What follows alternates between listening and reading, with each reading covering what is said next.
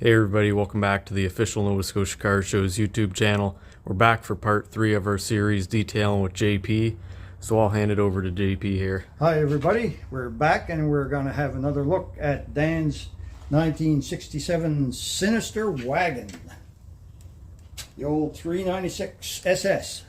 We've been detailing for the last week or so, and it's almost ready for the big car show next week. And we're just going to take a quick look around at some of the fine details I'm going through now. As you can see, I've got all of the trim all out from around the headlights here. I'm working on polishing that up, getting all the bugs out and everything. I've been finishing up under here. Finally got the rat cap all polished up. Got the fuel filter all properly mounted and secure. Everything's all pretty much cleaned up under here.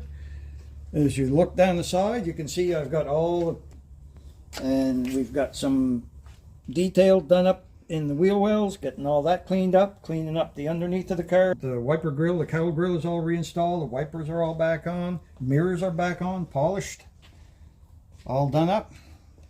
Back here you can see this is where we start. Under here, this is before. And if we go around to the other side, this is the after shot. So as you can see, frame's all cleaned up, polished up, all detailed up, all the dust gone. Wow. And looking just like new in the wheel well as well. So I've just got to finish up the other side now. Finish up here, you can see I haven't done the door jambs in here just yet, so there's a bunch of residue left over from the polish, like it does on the other side. Did finish. And here, back. We're gonna get that done up this weekend probably. Wheels, working on the wheels. This is the before shot. Just kind of has some dusty residue, but you can tell that the black is not as black as it should be, and the aluminum is a little bit dull.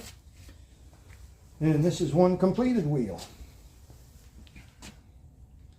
And that looks like it should. Inside and out.